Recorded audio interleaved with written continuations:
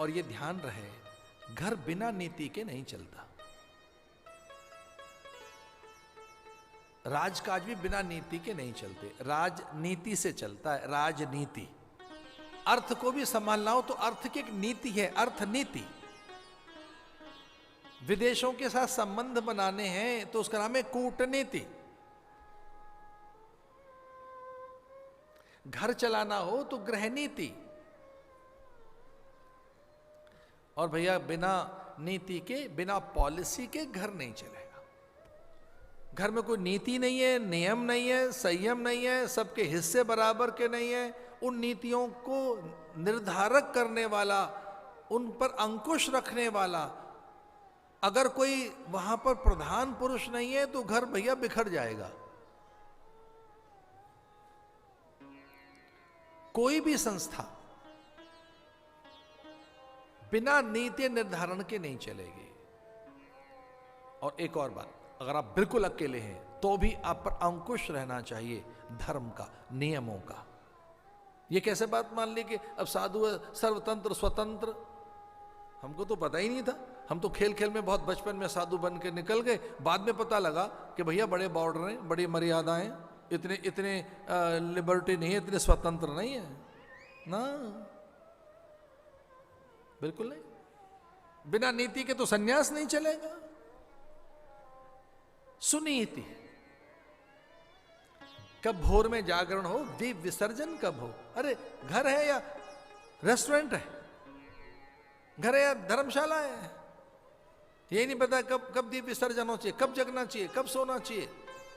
घर में हविष्यान्न होना चाहिए, बराबर के हिस्से होने चाहिए। मुखिया मुखसो चाहिए, खान पान महु एक। घर में पहले हवन तो करो, सूर्य को अर्घ तो दो, गौ ग्रास तो निकालो, अतिथि अभ्यागत का हिस्सा तो निकालिए, पूर्वजों से वृद्धों से आशीर्वाद लो, पूर्वजों का स्मरण करो। अरे दीप दान करिए, घर में प्रसाद बनाइए। भोर में उठकर चूल्हे पर जो कुछ बन रहा है वो प्रसाद है, देवताओं को भोग लगेगा।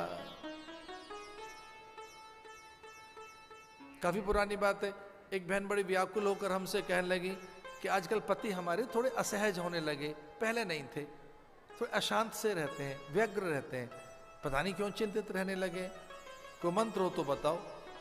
हमने कहा भाई बता देते हैं, थोड़ा लंबा समय लगेगा, उपाय करना होगा। बोले भर हम कर लेंगे, बताइए। हमने कहा इनको प्रसाद खिलाना शुरू करो, घर में भगवान का भोग बनाना शुरू करो, क्योंकि बुद्धि शुद्ध हो जाएगी। पहले थाल भगवान को जाएगा, ठाकुर को भोग लगेगा। तुलसी दल रखिए, प्रभु का प्रसाद खिलाइए। संतुष्टो ये न के निचित, घर में संतुष्टि आएगी, प्रसाद से बुद्धि ठीक होगी। और विश्वास कीजिए कुछ दिनों के बाद उनके घर में आनंद छा गया। प्रसादे सर्व दुखा नाम हानि रस्योपजायते। गृहस्थियों की एक राम कहानी हमने सुनी है, हमारा बड़ी कमी चल रही है, तंगी चल रही है, बहुत टाइट हाथ है, आपको पता नहीं है, टाइट चल रहा है आजकल हाथ। ये सारे हमने गृहस्थियों की कहानियां सुनी है, थक गई, तंगी है, टाइट चल रहा है, क्राइसिस है, स्लंप है, रिसेशन है, पहाड़े याद कर रखे हैं इन लोगों ने। थोड़ा सा चल रहा है, कठिन चल रहा है। भाई क्या चल रहा है? ऐसे ही है, थोड़ा टाइट चल रहा है। जानते हो क्या है इसका तोड़? बताएं आपको। घर के अभाव भगाने हो आपने, और घर के नहीं, मन के। घर में तो शायद ठीक ठाक है सब, ये मन की बात है। प्रसादे सर्व दुखानाम हानि रस्योपजायते। चित्त की प्रसन्नता के लिए, घर में आनंद उमंग आए, घर में एक निरापद निरामय वातावरण बने। एक और बात कि घर में संपन्नता की अनुभूति हो, आनंदानुभूति हो।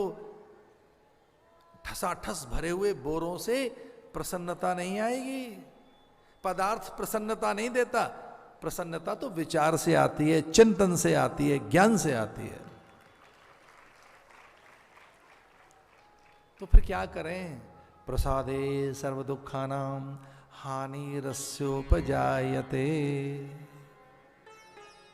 घर में प्रसाद बनाओ। तो सुनीति के घर में प्रसाद बनता था,